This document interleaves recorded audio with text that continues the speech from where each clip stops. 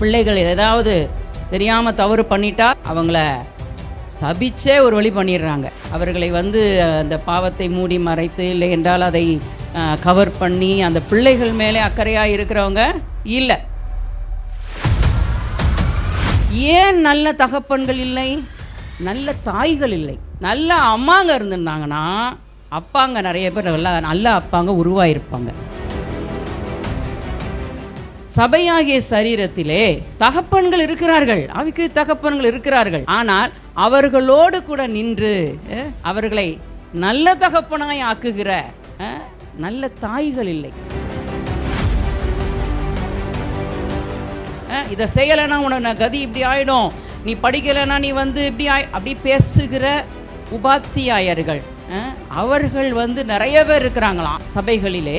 ஆனால் நல்ல இருதயம் இருக்கிற தகப்பன்கள் இல்ல.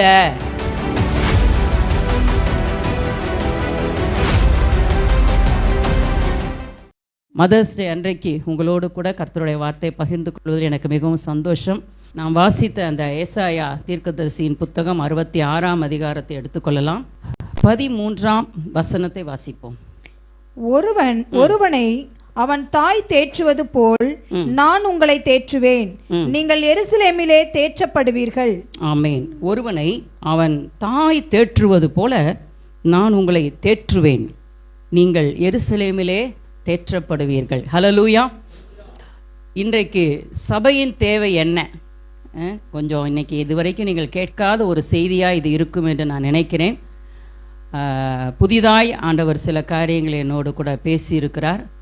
இது இந்த சபைக்கு மாத்திரமல்ல, இங்கே இருக்கிற தாய்மார்களுக்கு மாத்திரமல்ல, இது அவருடைய சரீரமாகிய சபை, அகில உலகத்திலும் இருக்கிற அதர்சனமான தேவ சபைக்கான ஒரு ஆலோசனையாக, இல்லை என்றால் ஒரு எச்சரிப்பாக கூட இந்த செய்தி இருக்கலாம். ஆகவே இதை கொஞ்சம் கவனமாய் நீங்கள் கேட்கும்படி நான் கேட்டுக்கொள்கிறேன். பவுல் அப்போஸ்தலன் சபைக்கான ஆலோசனைகளை கொடுக்கும் பொழுது அவர் நிறைய காரியங்களை சபையை குறித்து பேசுவார், நிறைய காரியங்களை அவர் சொன்னார். 1 கொரிந்தியர் 4ஆம் அதிகாரம் 15ஆம் வசனம் 16ஆம் வசனத்தை நாம் வாசிக்க வேண்டும். வாசிப்போமா? கிறிஸ்துவுக்குள் 10,000 உபாத்தியர்கள் உங்களுக்கு இருந்தாலும் தகப்பன்மார் அநேகர் உங்களுக்கு இல்லையே. கிறிஸ்து இயேசுவுக்குள் சுவிசேஷத்தினால் நான் உங்களை பெற்றேன். சரி. ஆகையால் என்னை பின்பற்றுகிறவர்கள் ஆகுங்கள் என்று உங்களுக்கு புத்தி சொல்லுகிறேன். ஓகே, பாருங்க. கிறிஸ்துவுக்குள் 10,000 உபாத்தியாயர்கள் உங்களுக்கு இருந்தாலும், உபாத்தியாயர்னா இங்கிலீஷ்ல வாசிக்கிறீங்களா? Even though you have 10,000 guardians in Christ, you do not have many fathers. guardians ன்னு போட்டிருக்கா?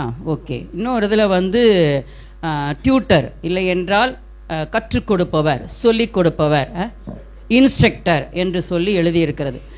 சபைகளிலே அநேக இன்ஸ்ட்ரக்டர்ஸ் இருக்கிறாங்க, அநேக உபாத்தியாயர்கள் இருக்கிறாங்க, அநேக டியூட்டர்ஸ் இருக்கிறாங்க, அநேக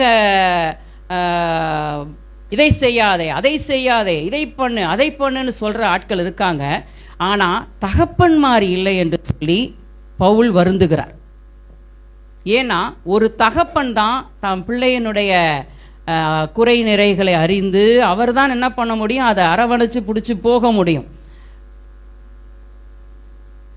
சட்டம் போட்டு நீ இப்படி தான் இருக்கணும், நீ அப்படி தான் பண்ணணும், இப்படி தான் செய்யணும், அப்படி தான் செய்யணும், இதுதான் உனக்கு கரெக்டு, காலையில் நீ எந்திரிக்கலைன்னா இப்படி ஆயிடுவ, இதை செய்யலைன்னா உனக்கு கதி இப்படி ஆயிடும், நீ படிக்கலைன்னா நீ இப்படி அப்படி பேசுகிற உபாத்தியாயர்கள் அவர்கள் நிறைய பேர் இருக்கிறாங்களாம் சபைகளிலே.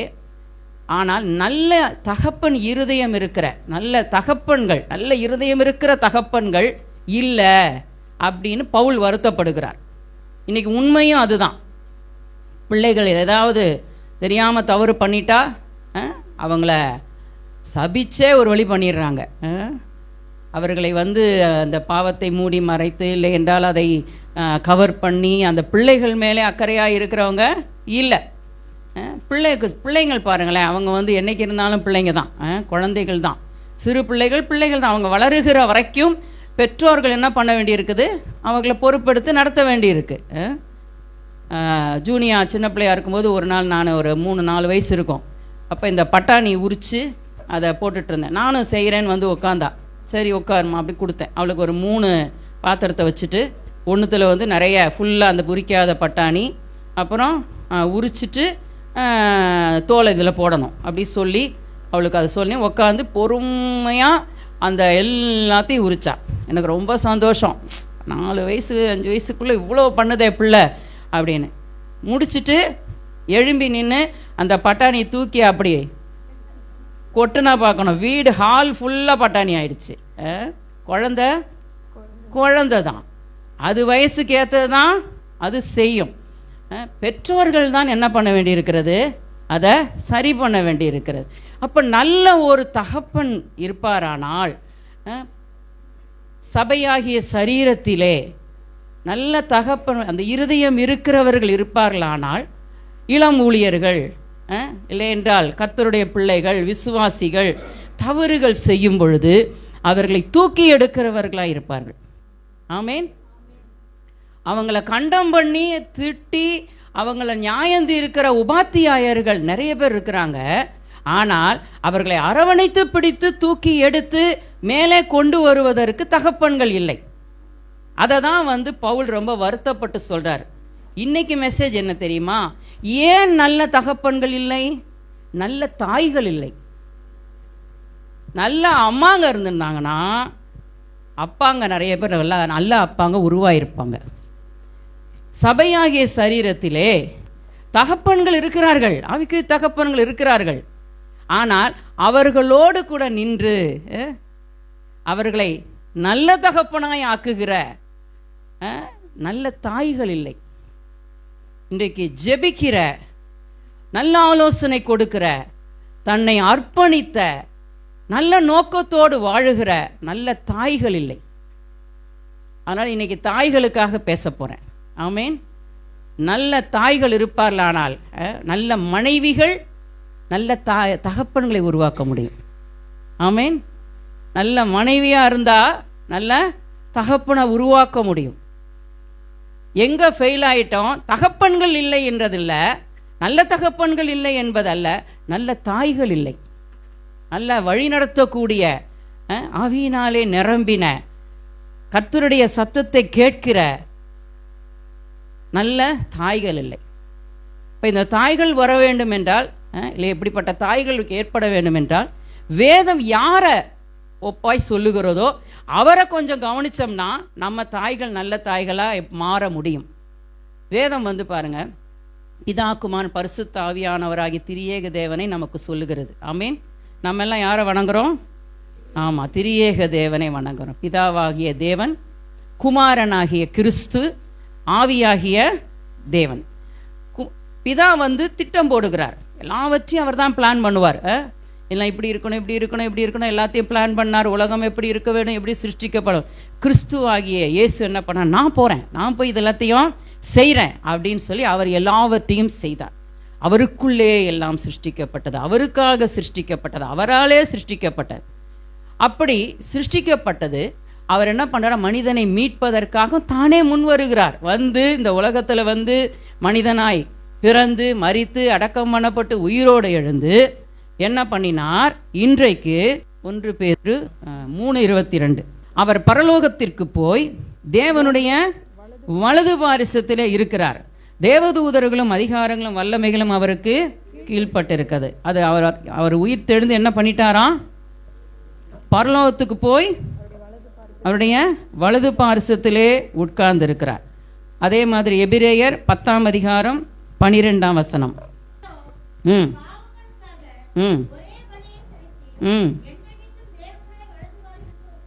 இயேசு வந்தார், அடக்கம் பண்ணப்பட்டார், உயிரோடு எழுந்தார். இன்றைக்கு அவர் வலது பாரிசத்தில் போய் தேவனுடைய வலது பாரிசத்தில் என்ன பண்ணிட்டாரு? உட்கார்ந்துட்டார். அப்ப இப்ப பூமியில யார் இருக்கா? யார் இருக்கா?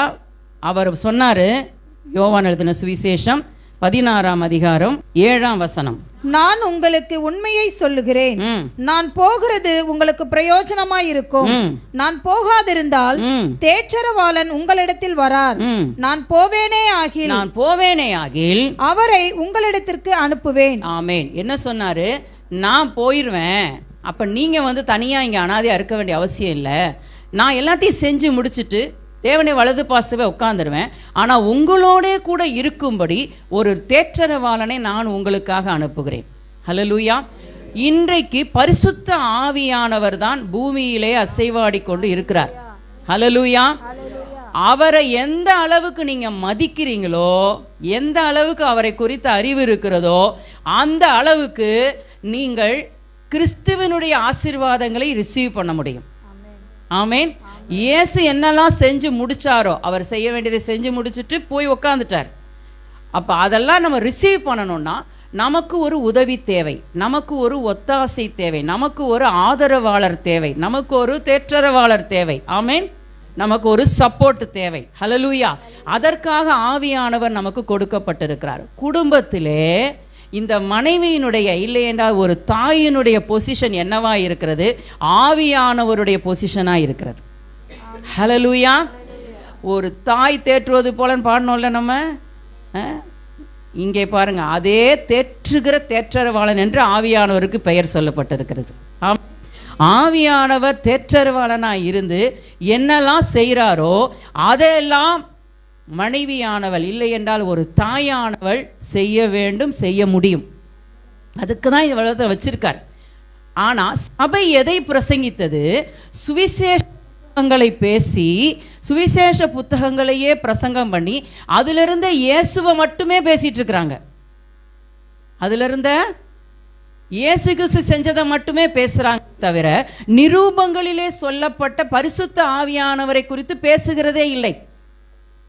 அதனால என்ன பண்ணுதுன்னா, நிரூபங்களிலே இருக்கிற ஆவியானவருடைய செயல்களை இல்லை என்றால் சபையாகிய சரீரம் என்னெல்லாம் செய்ய வேண்டும் என்கிற ஆலோசனைகளை சொல்லவே இல்லை. இதே பேட்டர்ன் தான் வீட்டுக்குள்ளேயும் வருது. அப்பாவை பற்றி மட்டும்தான் நிறைய பேசுனாங்களே தவிர அம்மாவை பற்றி என்ன பண்ணலை, ரொம்ப பேசலை. அம்மாவை அலட்சியம் பண்ணிடக்கூடாது. ஆமேன். அவங்களை என்ன பண்ணிடக்கூடாது, அல்ல தட்டிடக்கூடாது. ஆவியானவரை துக்கப்படுத்தாதிருங்கள். நிறைய விஷயங்கள் இருக்கு, நம்ம சபைகளுக்கு அதை நம்ம சொல்லி கொடுக்கல. அப்படி சொல்லி கொடுக்க தைரியமும் இல்லை, இல்லைன்னா எனக்கு தகுதி இல்லைன்னு நம்ம நினச்சிட்டு நம்ம பேசுறது இல்லை. இப்போ நானே பாருங்களேன், இதை பேசுவேன். பிரசங்கம் பண்ணுவது வரம், தேவன் கொடுத்த வரம். ஆனால் நான் போய் என்ன பண்ணணும், இதை திருப்பி உட்காந்து கேட்டு, அதாவது ஸ்டேஜில் பேசலாம், திரும்ப இந்த மெசேஜ் கீழே போய் உட்காந்து நானே என்ன பண்ணணும், கேட்கணும். கேட்டு நான் என்னை என்ன பண்ணிக்கணும், சரி பண்ணிக்கணும். எனக்கு தகுதி இல்லை, உண்மைதான். நான் பேசுறது எல்லாமே நான் செய்யலை. நான் என்னையே பேசலையே, கர்த்தருடைய வார்த்தையை நான் பேசுகிறேன். நிறைய நேரம் ஏன் ஆவிக்குரிய தாய்கள் நிறைய பேர் பிரசங்கம் பண்ணலை அப்படின்னா, அவங்க தன்னுடைய தகுதியை நினைத்து ஒன்று நான் ரொம்ப யோகியோன்ட்டு பேசாமல் இருப்பாங்க, இல்லைன்னா நான் சரியில்லைன்ட்டு பேசாமல் இருப்பாங்க. நான் என்ன சொல்கிறேன், ரெண்டுமே கிடையாது. வரம், தேவன் பிரசங்கிக்கிற வரம், அதை பிரசங்கிச்சுட்டு அந்த வசனத்தை வைத்து உங்களை நான் எப்படி திருத்தணும்னு நினைக்கிறேனோ அதை மாதிரி நானும் திருந்தணும். அதுதான் கரெக்டு. ஆமீன். எத்தனை பேர் சரின்றீங்க? அதனால் நான் பிரசங்கம் பண்ணும்போது என்னையை மட்டும்தான் நான் பேசுகிறேன்னு நினைக்காதீங்க. நாம் கர்த்தர் சொல்லுவதை நான் சொல்லுகிறேன், அவ்வளோதான். ஆனால் நானும் கீழ்ப்படிஞ்சாதான் எனக்கு ஆசீர்வாதம். ஆமீன். சரி, அப்போ ஆவியானவர் இன்றைக்கு சபைகளுக்கு என்ன பேசுகிறாரோ அதை பிரசங்கிக்கிற சபைகள் வேணும். ஆனால் எதை தான் பேசிக்கிட்டு இருக்காங்க, வெறும் நிரூபங்கள், சுவிசேஷ புத்தகங்களை மாத்திரமே பேசி அந்த 4 சுவிசேஷத்தில் இருக்கிற இயேசுவை மட்டுமே சொல்கிறாங்க, அவர் செய்ததை சொல்கிறாங்க. அவர் என்ன பண்ணினார், செய்து முடித்து வலது பாசவை உட்கார்ந்து விட்டார். இன்னைக்கு நம்மோடு கூட இருக்கிறது யார்? அவர் அனுப்பின தேற்றரவாளனாகிய ஆவியானவர். ஹல்லேலூயா. ஆவியானவர் என்னவெல்லாம் செய்கிறார்? ஆவியானவரை நம்ம பாருங்க, நம்ம ஜபங்களிலெல்லாம் அவரை நம்ம நினைக்கணும். ஹல்லேலூயா. அதுக்கு தான் நம்ம சொல்றோம், நீங்க அபிஷேகத்தை பெற்றுக்கொள்ளுங்கள், அந்நிய பாஷையிலே பேசுங்கள், ஜெபம் பண்ணுங்கன்னு சொல்றதெல்லாம் அதுக்கு தான். அவரை நம்ம என்ன பண்ணிட்டோம்னா ஒரு ஆவியா ஆக்கிட்டோம். ஆவியானோ சொன்னால் என்ன பண்ணிடுவோம், அவர் ஒரு ஸ்பிரிட்டு. இன்னும் ஒரு குரூப் என்ன பண்ணுச்சு, அந்த 3 பாட்டு பாடி, அந்த 3வது பாட்டில் கடைசி 2 லைனை பாடி கொட்டு அடித்தோன்னு இறங்குவார். எல்லாம் என்ன பண்ணுவாங்க, ஒரே மாதிரி தான் கர பர பர பர பரன்னுவாங்க. அந்த கொட்டை நிறுத்தின உடனே எல்லா ஆவியும் அடங்கிடும். அதோட அடுத்த வாரம் 3 பாட்டு பாடி 3வது பாட்டில் கடைசி 2 லைன் பாடும்போது தான் ஆவி இறங்கும். இல்லைங்க, ஆவியானவர் ஒரு பர்சனாக இருக்கார், ஒரு ஆளாக இருக்கிறார். ஹல்லேலூயா.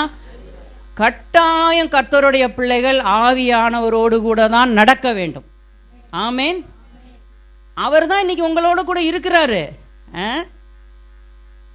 மாம்சத்தில் வந்த இயேசு கிறிஸ்து இன்னைக்கு தேவனுடைய வலது பாசத்தில் போய் இருக்கிறார்.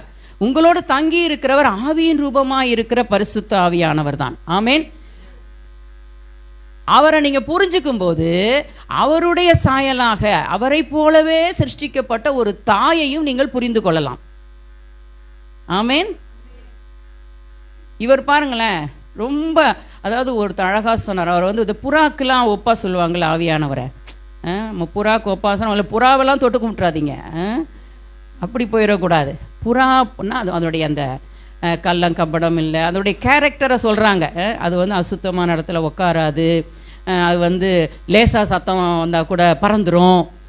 அந்த மாதிரிலாம் சில ஒப்புமைகளை வைத்து தான் சொல்கிறாங்க. பாருங்க, ஒரு தாயும் அப்படி தான் சீக்கிரத்தில் ஹர்ட் ஆயிடுவாங்க. அப்படி தானே? பிள்ளைங்க ஏதாவது ஒரு வார்த்தை சொல்லிட்டா என்ன பண்ணிடுவோம்? நீங்களாம் ஆகவே மாட்டீங்களா? என்ன ஒன்றுமே ரொம்ப கடின இருதய உடையமாக இருக்கீங்களே. ஆமாம், 1000 பேர் 1000 சொல்லலாங்க. என் பையன் சொல்லலாமாங்க, கேட்டிருக்கீங்களா? என் பொண்ணு சொல்லிருச்சுங்க, இது ஒரு வார்த்தை எனக்கு தாங்கலைங்க. ஆமாம், ஏனென்றால் அவர்கள் பரிசுத்த ஆவியானவரை போல இந்த உலகத்தில் வைக்கப்பட்டிருக்கிறார்கள். ஹல்லேலூயா, ஹல்லேலூயா.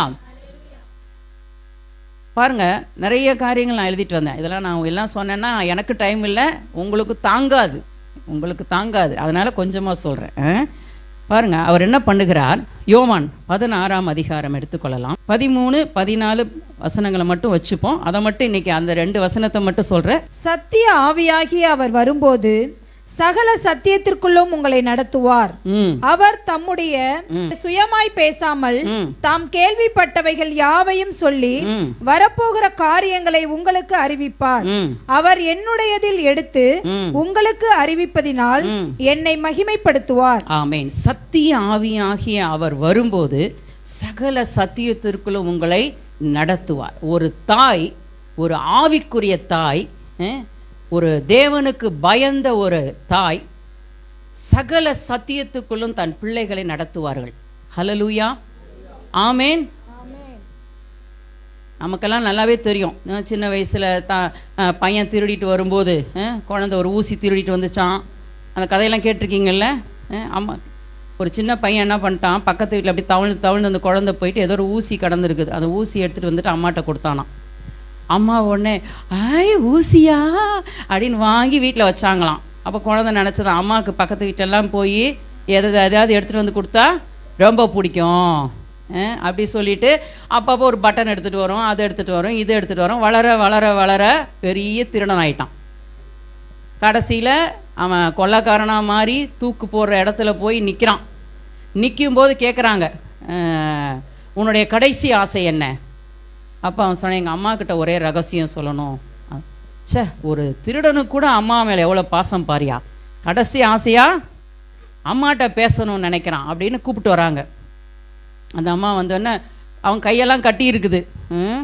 பக்கத்தில் வந்தோடனே ரகசியம் சொல்கிறேன்னு சொல்லிட்டு என்ன பண்ணிட்டானா, காதை அப்படியே கடிச்சிட்டானான். விட்றா விட்றா விட்றான்னு கத்தும்போது எல்லாரும் வந்து கேட்குறாங்க, ஏன்பா உடுப்பா உடுப்பா காதுறேன். நான் ஊசி திருடிட்டு வந்தப்ப என்னை இவங்க திருத்தி இருந்தாங்கன்னா நான் இன்னைக்கு இங்கே நின்றுக்க மாட்டேன். என்னை அவங்க திருத்தாதனால இன்னைக்கு நான் என்ன ஆயிட்டேன், இப்படி ஆயிட்டேன்னு சொன்னானோ. பாருங்க, நம்மளுடைய நல்ல ஆலோசனைகளை கொடுத்து நல்வழியிலே நடத்துகிற ஒரு நல்ல தாய்களாய் நாம் இருக்க வேண்டும். ஆமேன். பிள்ளைக்கு நெஞ்சிலெல்லாம் மதியினம் ஒட்டி தான் இருக்கும். நம்ம தான் என்ன பண்ணணும் சொல்லுங்க? என்ன அதெல்லாம் அந்த வேர்டை சொல்லவே பயப்படுறீங்க பாருங்க. இப்பெல்லாம் எடுக்கணும். பிரம்பை கையாடாதவன் தன் மகனை பகைக்கிறான். அடி கொடுக்கணும். கொடுக்காதன்னா நான் சொல்லவே மாட்டேன், அடி கொடுங்க. ஆனால் எங்கே அடிக்கணும், எப்போ அடிக்கணும், என்ன சொல்லி அடிக்கணும், அதெல்லாம் தெரிஞ்சு வச்சுக்கணும். அடிங்க. ஆமேன்.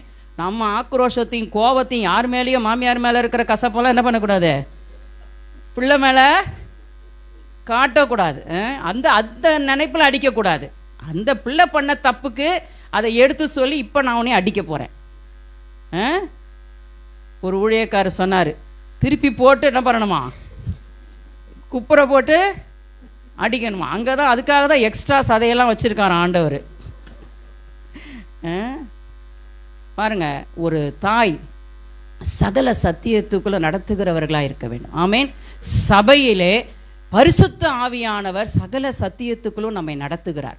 ஆமேன். கடவுள் நல்லவர் என்று சொல்லி கொடுக்கிறார். தேவன் நல்லவர், அவர் நம்மளை கொல்றவர் அல்ல. ஒரு ஊழியக்கார்ட்ட வந்து ஒரு அம்மாவுக்கு வந்து கேன்சர் வந்துருச்சான் இந்த பக்கத்தில். அப்போ அங்கே இருக்கிற ஊழியக்காரங்களாம் சொல்கிறாங்க, கர்த்தர் ஜெபமணி முடிச்சுட்டு ஒன்றும் நடக்கலைன்னொன்னே, கர்த்தர் கொல்லுகிறவரும் உயிர்ப்பிக்கிறவருமாக இருக்கிறார், அவர் தான் இந்த அதனால் இந்த அம்மாவுக்கு ஜெபிச்சும் பிரயோஜனம் இல்லை. கேன்சர்னால அந்த அம்மா செத்தாலும் அதுவும் கடவுளால் தான், சுகமானாலும் அது கடவுளால் தான். ஆனால் ஒரு ஊழியக்காரர் சொன்னாராம், நீங்கள் சொல்கிற அதே வசனத்தை நான் சொல்கிறேன், கர்த்தர் கொல்லுகிறவர் தான், உயிர்ப்பிக்கிறவர் தான், ஆனால் கேன்சரை கொல்லுவார், ஆளை உயிர்ப்பிப்பார்னாராம். சொல்லிட்டு அந்த அம்மாவுக்கு ஜெபிக்கிறாரு. ஜெபிச்சுட்டு அந்த கேன்சர் இந்த கணத்தில் இருந்து அப்படி இழுக்கிறாராம் பாருங்க, அப்படியே ஃபுல்லாக அந்த இதோட வந்துருச்சு. அந்த ஸ்கின்னே வந்து குழந்தையோட ஸ்கின்னு மாதிரி ஆயிடுச்சான். ஹல்லேலூயா. வசனத்தை தப்பாக இன்டர்பிரேட் பண்ணுறது வந்து சகல சத்தியத்துக்குள்ளே நடத்துறது இல்லை. ஒரு தாயும் சரி ஆவியானவரும் சரி சரியாக இன்டர்பிரேட் பண்ணி வசனத்தை சொல்லி கொடுக்கணும். ஹல்லேலூயா. தேவன் நல்லவர் என்பதை சொல்லி கொடுக்கணும் உங்கள் பிள்ளைகளுக்கு. கர்த்தர் நல்லவர், அவர் தீமையை செய்ய மாட்டார். ஆமேன். அவரிடத்துல தீமை வருவதே இல்லை. ஹல்லேலூயா. இதை அனுபவிச்ச அம்மாங்க தான் என்ன பண்ண முடியும், பிள்ளைக்கு சொல்ல முடியும். அப்படிதானே? பாருங்க, ஆவியானவருடைய வேலை என்னவா, இயேசு கிறிஸ்து என்னெல்லாம் செஞ்சாரோ அதை எடுத்து சொல்லுகிற வேலை தான் ஆவியானவர் வேலை. ஹல்லேலூயா. அதான் வாசிச்சோம். அவர் தம்முடைய சுயமாய் பேசாமல் தாம் கேள்விப்பட்டவைகள் யாவையும் சொல்லி, ஹல்லேலூயா, என்ன நடந்தது சிலுவையில் இயேசு கிறிஸ்து என்ன செஞ்சாரு, மனிதனா இந்த உலகத்தில் அவர் இருந்த பொழுது அவர் என்னவெல்லாம் செய்து முடித்தார், இப்போ அவர் என்ன பண்ணிக்கிட்டு இருக்காரு, இப்போ என்ன பண்ணிட்டு இருக்காரு சொல்லுங்க பார்க்கலாம். இயேசு பரிந்து பேசி கொண்டு இருக்கிறார். ஹல்லேலூயா. ஹல்லேலூயா. பிள்ளைக்கு தைரியம் சொல்லணும், கவலைப்படாத, உன் கூட யார் இருக்காங்களோ இல்லையோ உனக்காக ஜெபிக்க ஒருத்தர் இருக்கிறார். நீ எந்த நாட்டுக்கு போனாலும் எந்த ஊருக்கு போனாலும் அங்கே இயேசு உனக்காக ஜெபிக்கிறதுக்கு இருக்கிறாருப்பா. ஆமேன். சொல்லி கொடுக்கணும். நீ போகிற வழியில் என்ன ஆகுமோ, நீ பண்ண அநியாயம், நீ கேள்விடையாமல் போனதுக்கு, நீ அடங்காமல் போனது, நீ போகிற அப்படி பேசக்கூடாது. ஆசீர்வதிக்கிற தாய்களாக இருக்க வேண்டும், சபிக்கிற பேய்களாக இருக்கக்கூடாது. ஆமேன். நல்ல பிள்ளைகள் மேலே ஆசீர்வாதத்தை சொல்லணும். பாருங்களேன், ஒரு தகப்பனை வந்து எவ்வளோ பெரிய ஆளாக இருந்தாலும் அவரை தகப்பன் ஆக்குறது வந்து ஒரு தாயினுடைய பொறுப்பு. இன்றைக்கு மாலை வந்து நம்ம மதர்ஸ் டேயாக இருக்கிறதுனால குரோம்பேட்டை ஜிஹெச்சில் இருக்கிற குழந்தையை பெற்றெடுத்த தாய்களுக்கு நம்ம போய் ஒரு சில கிஃப்டை கொடுத்து அவர்களை நம்ம பாராட்ட போகிறோம். 4லேருந்து 7 வரைக்கும் அதுக்குள்ளே நமக்கு டைம் கொடுத்துருக்குறாங்க. நம்ம போக போகிறோம். அதுக்கான பொருட்களை எல்லாம் வாங்குறதுக்கு நேற்று போயிருந்தோம். அப்போ பாருங்கள், பில் போடுற கவுண்டரில் நிற்கும்போது பின்னாடி ஒருத்தர் நிற்கிறார், ஜிம் பாடி, ஜிம்முக்கெலாம் போய் சும்மா பயங்கர ஸ்ட்ராங்காக, ஆனால் கையில் குழந்தைய வச்சுட்டு அதுக்கு பாலை ஊட்டிகிட்ருக்காரு. ஒய்ஃப் போய் பில் கட்டிகிட்ருக்குறாங்க. இவ்வளோ பெரிய பாடி பில்டராக இருக்கிற மாதிரி செம்ம ஸ்ட்ராங் அவர் வெயிட்லாம் தூக்குனவர் தான். அப்படி தானே தூக்குனா தானே அந்த மாதிரி இருந்திருக்கோம். அப்படிப்பட்ட ஆளை இந்த தாய் என்ன பண்ணிட்டாங்க, குழந்தைய தூக்குற அப்பாவாக்கிட்டாங்க. வெயிட்டெல்லாம் தூக்குன ஆள் இங்கே வந்து என்ன பண்ணுது, இப்போ கை குழந்தைய பிடிச்சிக்கிட்டு அதுக்கு பாட்டில் பால் இப்படி கொடுத்துட்டு நிற்குது. நான் நினச்சேன், எப்படிப்பட்ட ஆளாக இருந்தாலும் சரி, எவ்வளோ தைரியசாலி, எவ்வளோ திறமைசாலி, எப்படிப்பட்ட ஸ்ட்ராங்கான ஆளாக இருந்தாலும் சரி, தகப்பன் ஆக்குவது ஒரு தாயினுடைய வேலை. ஆமேன். ஒரு நல்ல தகப்பன் ஆக்குவது ஒரு தாயினுடைய வேலை. ஹல்லேலூயா. ஒரு மனைவியினுடைய வேலை. ஆமேன். நீ என்னதான் வெயிட் தூக்கு, எவ்வளோதான் பாடி பில்டராரு, ஆனால் இங்கே வந்து நீ நல்ல தகப்பனாயிரு. ஏன் இன்றைக்கு சபைகளிலே நல்ல தகப்பன்கள் இல்லை, நல்ல தாய்கள் இல்லை? ஆமேன். பொறுப்பை கொடுத்து அவர்களுக்காய் ஜெபிக்கிற சபைகளிலே ஜெபிக்கிற தாய்கள். நான் வந்து பாருங்க, 20 வயசுல முழு நேர ஊழியத்துக்கு வந்தேன். இன்னைக்கு என் வயசை சொல்லிடுறேன். ஓகே, 40 வருஷமா நான் ஊழியம் செய்கிறேன். 18 வயசுல ரட்சிக்கப்பட்டேன், 20 வயசுல முழு நேர ஊழியத்துக்கு வந்தேன். 40 வருஷமா ஊழியம் செய்கிறேன். எத்தனை சபைகளில் பேசியிருப்பேன், நூற்றுக்கணக்கான சர்ச்சில் பேசியிருக்கேன். போகிற சபைகள்லாம் நான் கவனிச்சேன் என்ன தெரியுமா? பெண்கள் கூட்டம் தான் நிறையா இருக்கும். அந்த சபைகள் தான் நல்லா வளரும். ஏன்னா பெண்கள் தான் ஜெபிக்கிறவங்க. ஜெபிக்கிற சபை வளர்ந்த சபை, வளரும் சபை. வருத்தத்தோட தான் சொல்றேன், ஜெபத்துக்கே வர்றது கிடையாது. எப்படி சபை வளரும்? எப்படி குடும்பம் வளரும்? ஜெபம் பண்ணணும். ஜெபிக்கிற ஆவிக்குரிய தாய்கள் வேண்டும். ஆமேன். இந்த எமர்ஜென்சி ஏரியா, அதாவது ஆக்சிடென்ட் ஆச்சுன்னா ஃபஸ்ட் எய்டு பண்ணுற ஒரு இடம் இருக்கும் பாருங்க, ஹாஸ்பிட்டல். அதுக்கு என்னதுமா? 24 hours அந்த எமர்ஜென்சி. அந்த மாதிரி அங்கே சில நர்சஸ் இருக்கிறாங்க, டியூட்டி டாக்டர்லாம் இருக்கிறாங்க. அந்த கேஷுவாலிட்டி ஊழியம் வேணாங்க, அந்த தாய்ங்க வேணாம் எனக்கு. அவசர அவசரமாக வந்து லப்ப அடிச்சுட்டு 91 சங்கீதத்தை சொல்லி, ஒரு 23 சங்கீதம் சொல்லி, ஒரு 120 சங்கீதம் சொல்லி, அவசர அவசரமாக தலையில் கையை வச்சு போயிட்டு வா. இல்லை, ஆழமாய் வேறு ஊன்றத்தக்கதான ஊழியங்களை செய்கிற, வசனங்களை சொல்லி கொடுக்கிற நல்ல ஆவிக்குரிய தாய்கள் வேண்டும். ஆமேன். ஜெபிக்கவே மாட்டாங்களாம், பிரச்சனை வந்தோன்னா குறை மட்டும் சொல்லுவாங்களாம். எப்படிங்க? ஜெபிக்காதவர்கள் குறையே சொல்லக்கூடாதுன்ற நான். நல்ல ஒரு ஜெபிக்கிற தாய்களாய் நம்ம மாறலாம். ஆமேன். ஆவியில் நிறைஞ்சு ஜெபிங்க. சும்மா மேலோட்டமா, அதை சொன்னேன், கேஷுவாலிட்டி ப்ரேயர் கிடையாதுங்க. இன்டென்சிவா உட்காந்து அவர்ஸ் கணக்கா ஆவிக்குரிய மண்டலத்தில் என்ன நடக்குது, ஒரு தேவ மனுஷன், ஒரு தேவ ஊழியன், ஒரு பிரசங்கியார், ஒரு பாஸ்டர் சபையில் நின்று பிரசங்கம் பண்ணுறாங்கன்னா நான் எவ்வளோ பேக் பண்ணணும் அவங்களுக்கு ஜெபத்தில், நான் எவ்வளோ சப்போர்ட் பண்ணணும், எவ்வளோ ஆவியில் நான் அவங்களுக்காக ஜெபிக்கணும். என் பிள்ளைகள் மேலே எழும்பணுமே, என் பிள்ளைகள் நல்லா இருக்கணுமே, அடுத்த சந்ததி நல்லா இருக்கணுமே. ஜெபிக்கிற தாய்கள் வேண்டும். ஆமேன். எப்படி ஜெபிக்கணுமா? ரோமர், பரிசுத்தாவியானவரை மாத்திரம் அடையாளமாய் அவரை நாம் ஒரு முன்மாதிரியாய் வைத்து கொண்டால் போதும். ரோமர் 8ஆம் அதிகாரம் 26ஆம் வசனம் வாசிங்க. அந்தபடியே ஆவியானவரும் நமது பலவீனங்களில் நமக்கு உதவி செய்கிறார். நாம் ஏற்றபடி வேண்டிக் கொள்ள வேண்டியது இன்னதென்று அறியாமல் இருக்கிறபடியால் ஆவியானவர் தாமே வாக்கு கடங்காத பெருமூச்சுகளோடு நமக்காக வேண்டுதல் செய்கிறார். ஆமேன். எப்படி ஜெபிக்கணுமா? வார்த்தையே இல்ல, தமிழ் இங்கிலீஷ் வேர்டே இல்ல, உள்ள இருந்து வருது. groaning in the spirit. ஆமேன். அப்படி ஆவியில ஜெபிக்கணும். ஹல்லேலூயா. சும்மா உக்காந்துட்டு அதே அந்த காலத்தில் எழுதி கொடுத்த ஜபத்தையே பண்ணிட்டு இருக்கக்கூடாது. அவங்களாம் ஆவிக்குரியவங்க கிடையாது, கோச்சிக்காதீங்க. கர்த்தருடைய ஜபத்தையே உக்காந்து சொல்லிட்டு உக்காந்தா ஜபம் உங்களுக்கு பண்ணி முடிச்ச மாதிரி அர்த்தம் கிடையாது.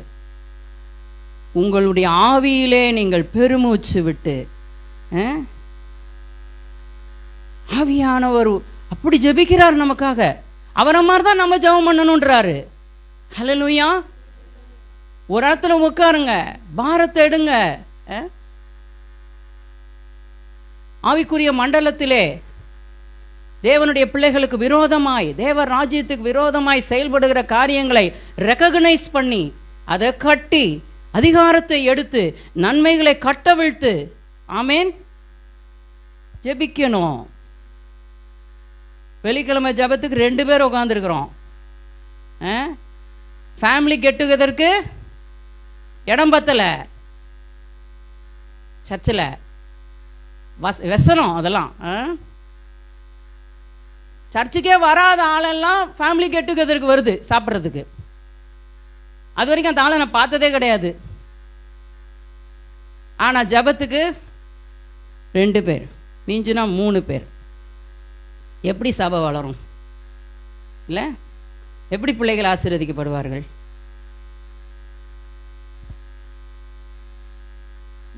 மதர்ஸ் ஜெபிக்கிறதுக்குன்னே இருக்கணுங்க. இதுதான் என் வாழ்க்கைன்னு இருக்கணும். ஹல்லேலூயா. எவ்வளோ நாளைக்கு தான் பூசி மொழுகிறது சொல்லுங்களேன்?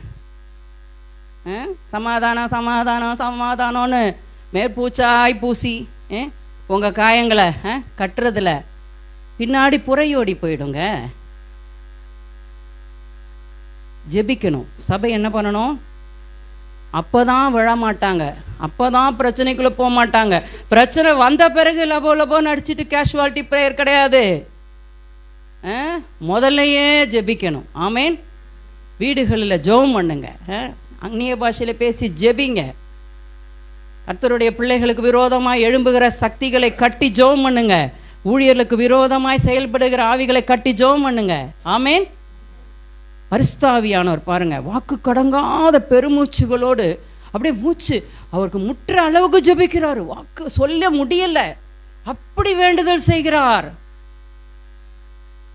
அது மட்டும் இல்லை, நாம் வேண்டிக் கொள்ள வேண்டியது இன்னதென்று அறியாமல் இருக்கிறபடி என்ன ஜெபிக்கனே தெரியலங்க.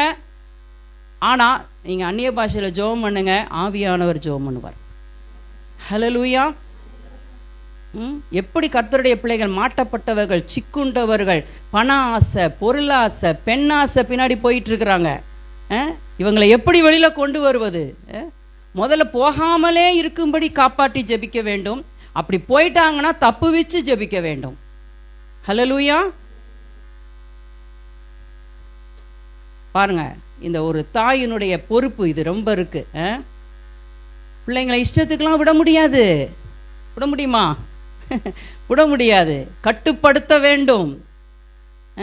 கண்ட்ரோல் பண்றது, அதாவது ஸ்பிரிட்ல கண்ட்ரோல் பண்ணலாம். ஆமேன். தவறான வழியில போகிறவர்களை என்ன பண்ணலாம்? விபச்சார ஆவிக்குள்ளே, வேசித்தன் ஆவிக்குள்ளே போறவங்கள ஸ்பிரிட்ல நம்ம பைண்ட் பண்ணி ஜெபம் பண்ணி அவர்களை விடுதலை ஆக்கணும். ஆமேன். டிஸ்டர்ப் பண்றதுக்கு இருக்குங்க, இன்னைக்கு உலகத்துல டிஸ்டர்ப் பண்றதுக்கு இருக்கு. நீங்க பாருங்க, காலையில் ஒரு ஒயிட் அண்ட் ஒயிட் ட்ரெஸ் போட்டுட்டு இங்கேருந்து பாரிஸ் வரைக்கும் போயிட்டு வாங்க. நீங்கள் எங்கேயும் உட்காரல, நல்லா பத்திரமா அந்த அழுக்க ஆக்கலை போயிட்டு வரீங்க. ஆனாலும் உங்கள் ட்ரெஸ்ஸில் என்ன இருக்கும்? அழுக்கு இருக்கும். நாளைக்கு அடுத்த நாள் அதை போட முடியுமா? இந்த உலகத்தில் இருக்கிற வரைக்கும் அசுத்த ஆவிகள், எதிரான சக்திகள் உங்களை டிஸ்டர்ப் பண்ணும் தான். ஒரு அம்மா என்ன பண்ணுவாங்க? அந்த யூனிஃபார்ம் அடுத்த நாள் துவைச்சு கொடுப்பாங்க. ஆமேன். இன்னைக்கு அழுக்காக்கிட்டு வந்த ட்ரெஸ்ஸை துவைச்சு திருப்பி அதை கொடுக்குறாங்க. அம்மாவுடைய வேலை அது, செய்கிறாங்க. அதே மாதிரி தான் ஆவியானவரும் செய்கிறார். ஹல்லேலூயா. சரி, என்ன பாருங்க, அவர் என்ன செய்கிறாராம்? எங்கே போகணும், எங்கே வரணும் என்பதையெல்லாம் ஆவியானவர் சொல்லுகிறார். அப்போஸ்தலர் நடபடிகள் 16ஆம் அதிகாரம் 6ஆம் வசனம். அவர்கள் பிரிகியா கலாத்தியா நாடுகளை கடந்து போனபோது ஆசியாவிலே வசனத்தை சொல்லாதபடிக்கு பரிசுத்த ஆவியினாலே தடை பண்ணப்பட்டு, பரிசுத்த ஆவியானவர் ஊழியத்துக்கு போகும்போது எங்க போகணும் எங்க போக வேணாம் தடை செய்யறார். ஆமேன். அப்போ ஒரு தாய் செய்யக்கூடாதா? செய்யணும். ஆமேன். ஜெபம் பண்ணி, மகனே மகளே இது வேணாம்ப்பா, இந்த இடத்துக்கு நீ போகாத, இதை செய்யாத. இன்னைக்கு பாருங்க, கண்டிக்கிறதே கிடையாது பிள்ளைங்களை. அவங்க பிள்ளைங்க ஹர்ட் ஆயிடுவாங்க, அதனால நம்ம அப்படியே விடுவோம். இல்லை, கட்டாயம் திருத்தணும், கட்டாயம் சொல்லி கொடுக்கணும், கட்டாயம் இந்த இடத்துக்கு போ, இங்கே போகாத. தன் இஷ்டத்துக்கு விடப்பட்ட பிள்ளை என்ன பண்ணுமா? வசனம் வராதே, இதுக்கெல்லாம் வசனம் தெரியாதே, தாய்க்கு வெட்கத்தை உண்டு பண்ணுமா. இஷ்டப்படி போ அப்படின்னா கடைசியில் அம்மா தான் என்ன பண்ணணும்? அவமானப்பட்டு நிற்கணும். இஷ்டத்துக்கெலாம் விட முடியாது. ஆவியானவரே விடலைன்னா நம்ம எப்படிங்க விட முடியும்? அவர் தான் காப்பாற்றுகிறவர். அவரே என்ன பண்ணுறாராம்? போகாத, இங்கே போகாத, ஊழியத்துக்கு இத்தனைக்கும் ஊர் சுத்தல்ல, ஊழியத்துக்கு போகும்போதே இங்கே போகாதேங்கிறாரு. அதே நேரத்தில் எங்க போகணும்னு சொல்றாரா? 7ஆம் வசனம் வாசிங்க. மீசியா தேசம் மட்டும் வந்து பித்தினியா நாட்டுக்கு போக பிரயத்தனம் பண்ணினார்கள். ஆவியானவரோ அவர்களை போக ஒட்டாதிருந்தார். நான் பிக்னிக்கு போவேன், நான் ஊர் சுத்த போவேனோ. யாரோட போற? எத்தனை பேர் போறீங்க? எந்த இடத்துக்கு போறீங்க?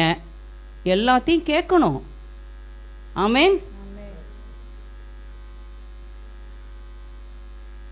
இஷ்டத்துக்கெல்லாம் விட முடியாதுங்க. ஒரு ஜெபிக்கிற தாய் என்ன பண்ணுவாங்க? ஆண்டவரிடத்திலிருந்து ஆலோசனைகளை கேட்டு வரப்போகிற காரியத்தை முன்கூட்டியே அறிந்து. வாசிக்கலாம் திருப்பி யோவான் 16ஆம் அதிகாரம். அவர் என்ன பண்ணுவார்? ஆவியானவர், சத்திய ஆவியாகி அவர் வரும்போது சகல சத்தியத்திற்குள்ளும் உங்களை நடத்துவார். அவர் தம்முடைய சுயமாய் பேசாமல் தாம் கேள்விப்பட்டவைகள் யாவையும் சொல்லி வரப்போகிற காரியங்களை உங்களுக்கு அறியும். ஒரு ஜெபிக்கிற தாய்க்கு என்ன நடக்க போகுதுன்றது தெரியும்.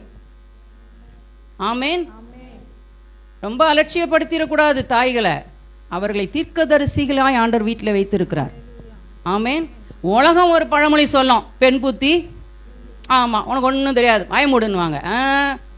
ஆவியிலே நிரம்பின ஒரு தாய்களுக்கு என்ன நடக்க போகுது என்பதை ஆண்டவர் சொல்லுவார். நான் சொல்றேங்க, வரப்போகிற காரியத்தை உங்களுக்கு சொல்லுவார், நடக்க போகிற காரியத்தை உங்களுக்கு சொல்லுவார். ஆமேன். உங்க மேல அக்கறை இருக்குதோ இல்லையோ, உங்க பிள்ளைங்க மேல அவருக்கு ரொம்ப அக்கறை இருக்கு. ஆமேன். அதனால அவர் என்ன பண்றாருன்னா உங்ககிட்ட சொல்றாரு. ஏன்னா நீங்க உரிமையாய் அவளுக்காய் ஜெபிப்பீர்கள், உரிமையை எடுத்து அவளுக்கு சொல்லுவீர்கள், அவங்க மேல கன்சர்னா இருப்பீங்கன்னு ஆவிக்குரிய தாய்களாய் இருக்கிற உங்களிடத்திலே ஆண்டவர் கட்டாயம் நடக்க போகிறதை முன்கூட்டியே சொல்லுவார். ஆமேன். வரப்போகிறவைகளை முன்கூட்டியே அறிவிப்பார். அதை சொல்லி நம்ம என்ன பண்ணிடணும்? பிள்ளைகளை வார்ன் பண்ணணும். அதை சொல்லி பிள்ளைகளுக்கு நம்ம எச்சரிப்பு கொடுக்கணும். ஆமேன். வரப்போகிறதை சொல்லுவார். அவர் பாருங்க, சுயமாய் பேசாமல். அப்படின்னா என்ன? இஷ்டப்படிலாம் பேச மாட்டார், தன்னைக்கிட்ட இருந்து எடுத்து பேச மாட்டார். நியாயமாய் இருப்பது எதுவோ, சரியானது எதுவோ, அவர்களுக்கு எது நல்லதோ அதை பேசுவார். ஆமேன். செல்ஃபிஷாக இருக்க மாட்டாங்க. சில அம்மாங்கெல்லாம் பயங்கர செல்ஃபிஷ் தான். பிள்ளை எக்கேடு கேட்டாலும் பரவாயில்ல, நான் நல்லா இருக்கணும், எனக்கு எல்லாம். அது தாயே கிடையாது. ஆமாம், நீங்களே அண்டர்லைன் பண்ணிக்கங்க, அண்டர்லைனை ஃபில் பண்ணிக்கங்க. ஆவியானவர் பாருங்க எவ்வளோ அவர் கூடவே இருந்து எல்லாத்தையும் சொல்றாரு. சுயநலத்துக்காக சொல்லலை, செல்ஃபிஷாக. அவருக்கு ஏதாவது லாபமா? பிள்ளையுடைய லாபத்துக்காக. ஆமேன். இன்னைக்கு சபைகளிலே பரிசுத்த ஆவியானவராலே நிரப்பப்பட்ட, ஆவியானவராலே நடத்தப்படுகிற நல்ல தாய்கள் தேவை. ஆமேன். அவங்க தான் என்ன பண்ண முடியும்? தகப்பன்களை உண்டாக்க முடியும், தகப்பன் ஆக்க முடியும். பிள்ளைய பெற்று கொடுத்து அந்த பிள்ளையவும் நல்ல தகப்பனாய் ஆக்க முடியும். ஹல்லேலூயா. இன்னும் ஒன்று பாருங்க, அவர் எப்படிப்பட்டவர்னா கொடுப்பவர். 1 கொரிந்தியர் 12, 13, 14 எல்லாம் பார்த்தீங்கன்னா ஆவியானவருடைய செயல் தான். கிஃப்ட்ஸை கொடுக்குறார், அந்நிய பாஷை பேச வைக்கிறார், ஒழுங்கு. இதில் பார்த்தீங்கன்னா ஒழுங்கு கிரமத்தையும் அவர் கொடுக்குறாராம். 1 கொரிந்தியர் 14 எடுங்க, கடைசி வசனம் வாசிமா. 14 கடைசி வசனம். சகலமும் நல்லொழுக்கமாயும் கிரமமாயும் செய்யப்பட கடவது. எல்லாம் எப்படி இருக்கணும்? டீசெண்டா இருக்கணுமா, ஆர்டரா இருக்கணுமா? ஹல்லேலூயா.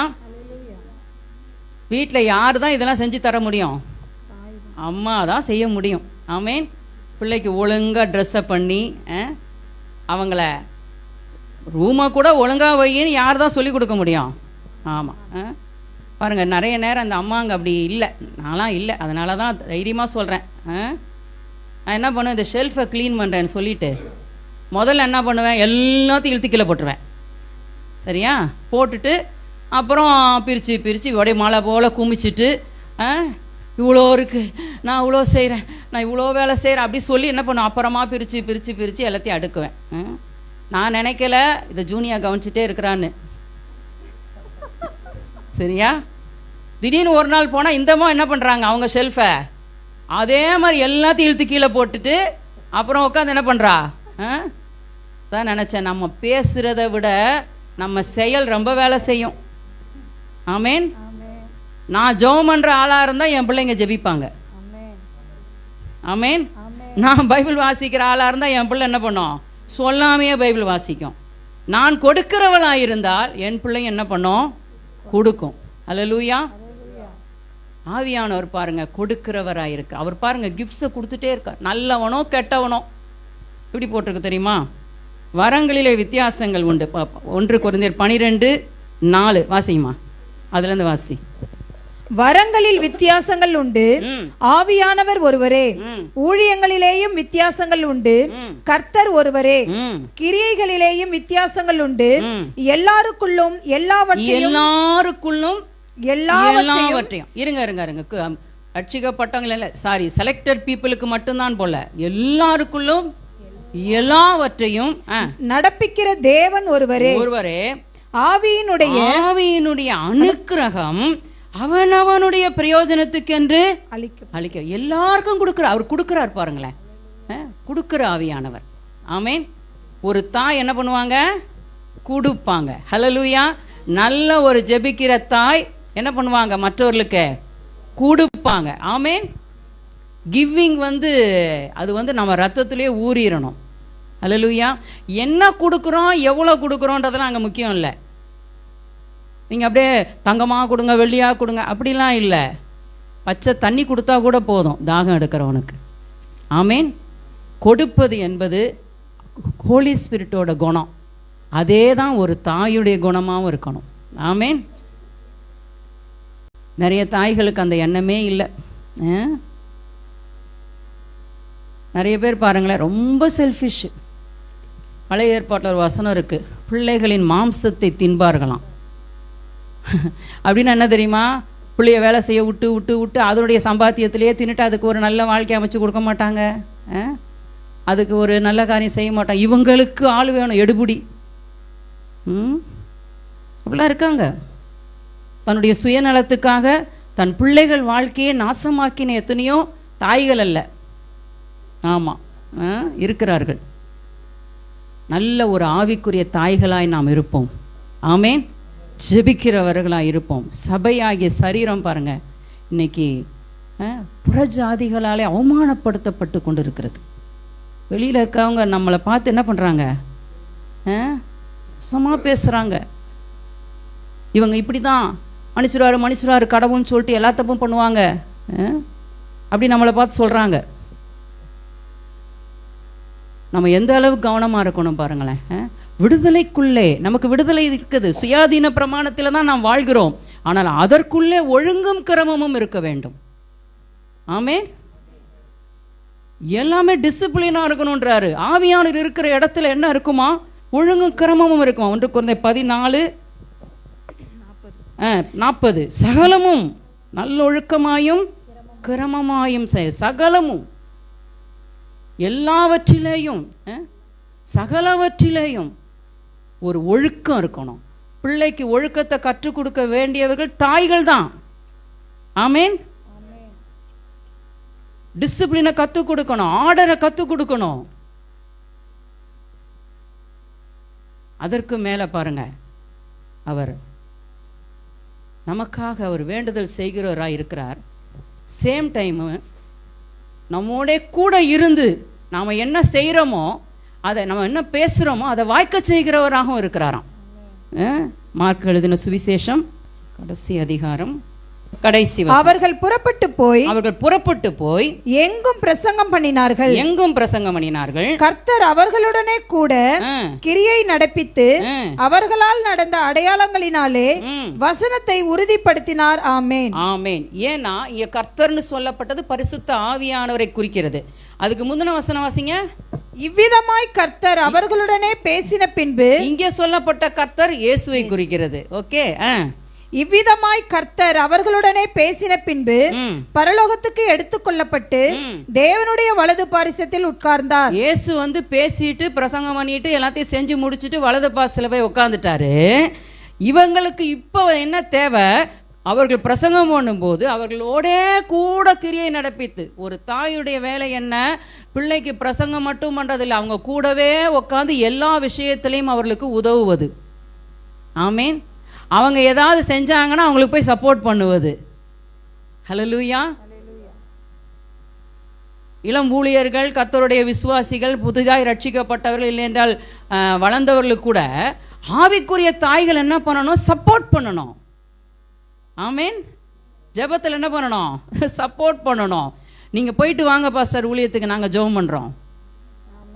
சிஸ்டர் நீங்கள் போங்க சிஸ்டர், நாங்கள் உங்கள் பின்னாடி நிற்கிறோம். அப்போலாம் பேச ஆள் வேணுங்க. ஆமாம். இவங்க எந்த நேரம் காசு கேட்டு தான் இருப்பாங்கப்பா, இது அதுன்னு எந்த நேரமும் இது செய்கிறேன் அதை செய்கிறேன். கொஞ்சம் யோசிக்கணும். கர்த்தருடைய ஊழியத்தை செய்ய போகும்போது முந்திலாம் சொல்லுவாங்க, கொடு அல்லது என்ன அனுப்பு, அல்லது போ அல்லது அனுப்பு. இப்போ அதெல்லாம் மறந்தே போச்சு. இப்போ அதெல்லாம் கண்டுக்கிறதே கிடையாது. செய்யணும்.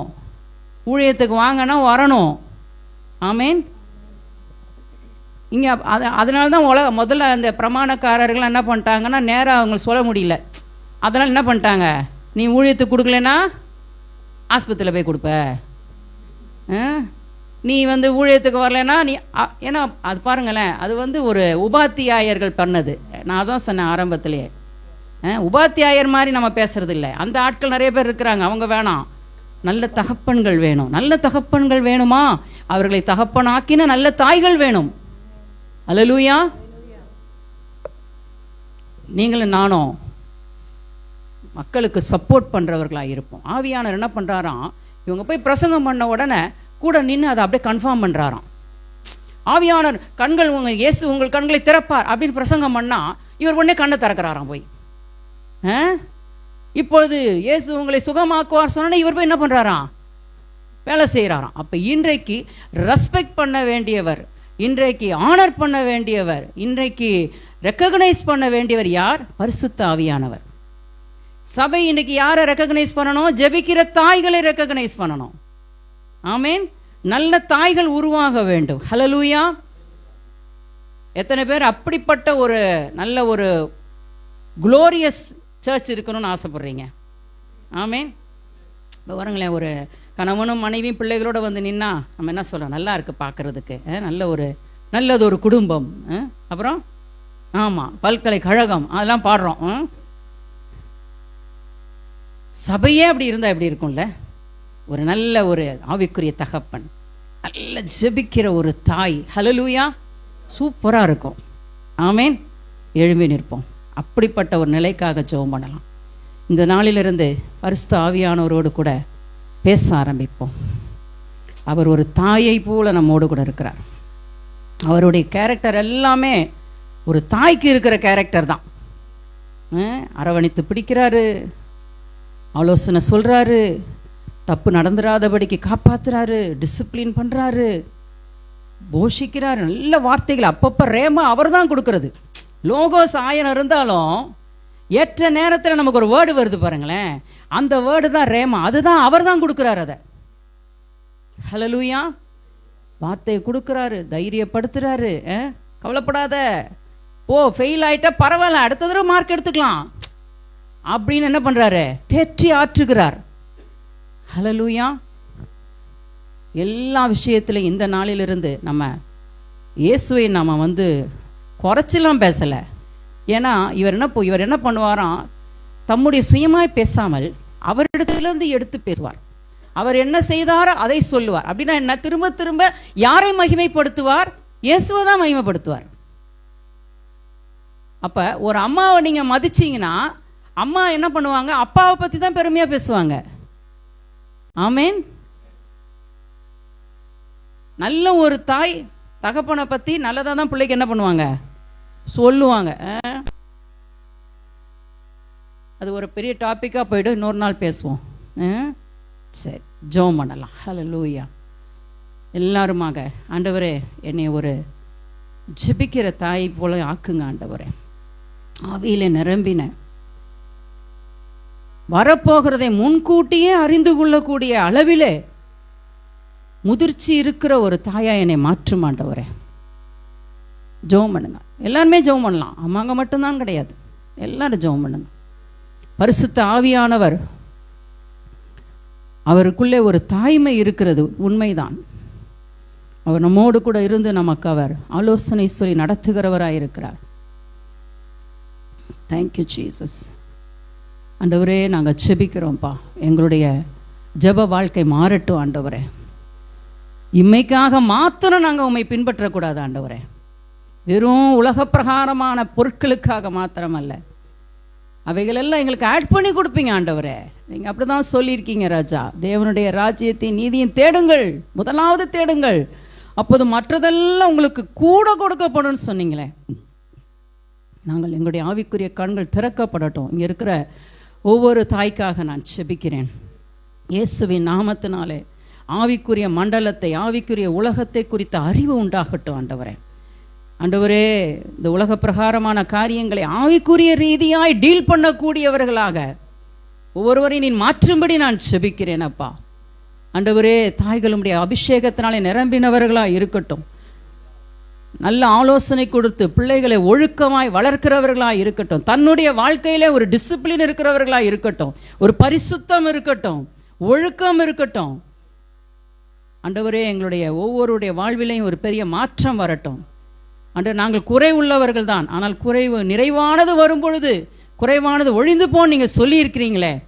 ஆண்டவரே, நீங்கள் நிறைவான ஆவியானவர், எங்களை நிரப்புவீராக. பரிசுத்த ஆவியானவரே, எங்களை நிரப்புவீராக. Thank you daddy, thank you daddy. நன்றி ஆண்டவரே. எங்களை நாங்கள் அப்படியே ஒப்பு கொடுக்கிறோம். எங்களுடைய ஆவி, எங்களுடைய ஆத்துமா, எங்கள் சரீரத்தை ஒப்பு கொடுக்கிறோம். உங்களுடைய சபையாகிய சரீரத்தில் நல்ல ஜெபிக்கிற தாய்களை நீங்கள் எழுப்புங்க ஆண்டவரே.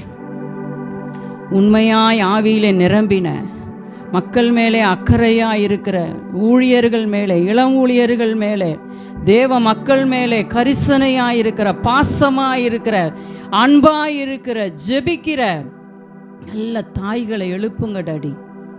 நாங்கள் ஜெபிக்கிறோம்ப்பா, எங்களை மாத்துங்கப்பா. உண்மையான தாய்களா எங்களை மாத்துங்கப்பா. இந்த தாய்மையின் பேருடைய, அந்த தாய்மையினுடைய உணர்வுடைய அநேக சகோதரர்களை எழுப்புங்க ஆண்டவரே. எஸ் லார்ட், நாங்க ஜெபிக்கிறோம் ஐயா. தாய்கள் அங்கீகரிக்கப்படட்டும் ஆண்டவரே. சபைகளிலே ஆவிக்குரிய தாய்கள் அங்கீகரிக்கப்படட்டும். அவர்கள் ஆலோசனைகள் ஏற்றுக்கொள்ளப்படட்டும். அவர்களுடைய புத்திமதிகள் ஏற்றுக்கொள்ளப்படட்டும். அவர்களை அலட்சியம் பண்ணாமல், பரிசுத்த ஆவியானவரை அலட்சியம் பண்ணாமல், அவர்களை அல்லத்தட்டாமல் அவர்களுக்கு செவி கொடுக்கிறவர்களா இருக்கட்டும். ஆவியானவர், பரிசுத்த ஆவியானவர் திருவுளம் பற்றினார் என்று எழுதியிருக்கிறதே. அவருக்கு இன்றைக்கு செவி கொடுங்கள் என்று எழுதியிருக்கிறதே. வனாந்தரத்தில் அவர்கள் இச்சை உள்ளவர்களாகி ஆவியானவருக்கு செவி கொடாமல் போனார்கள். நீங்களோ ஆவியானவருக்கு செவி கொடுங்கள் என்று எழுதியிருக்கிறதே. எங்களுடைய பிரச்சனையிலிருந்து தப்பித்துக் கொள்ளும்படியாய் எங்களுக்கு வழிகாட்டுகிற, தப்பித்துக் கொள்ளும்படியான போக்கை உண்டு பண்ணுகிற ஆவியானவரே, இதோ இந்த காலை வேளையிலே நாங்களுமே மதிக்கிறோம் அப்பா.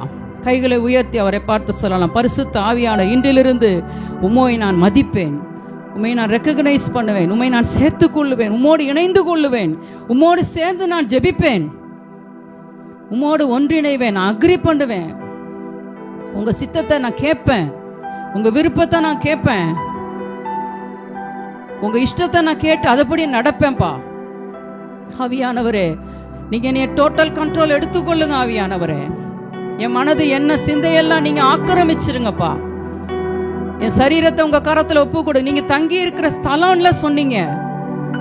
உங்கள் சரீரமானது நீங்கள் தேவனாலே பெற்றதும் பரிசுத்த ஆவியானவர் தங்கி இருக்கிறதுமான ஆலயம் என்று சொன்னீங்களே. எங்க உடலுக்குள்ள நீங்க குடியேறி வாசமா இருக்கீங்களே. நாங்க இதை ரெகக்னைஸ் பண்ணி இந்த நாட்களில நல்ல விளைவுகளை பார்க்கட்டும் டாடி. நல்ல ரிசல்ட் எங்களுக்கு வேணும்பா. தேங்க்யூப்பா. நன்றி ஆண்டவரே. உமக்கு மகிமையை செலுத்துகிறோம், துதிகளை செலுத்துகிறோம். இயேசுவின் நாமத்தில் பிதாவே. ஆமேன், ஆமேன். தேங்க்யூ. God bless you.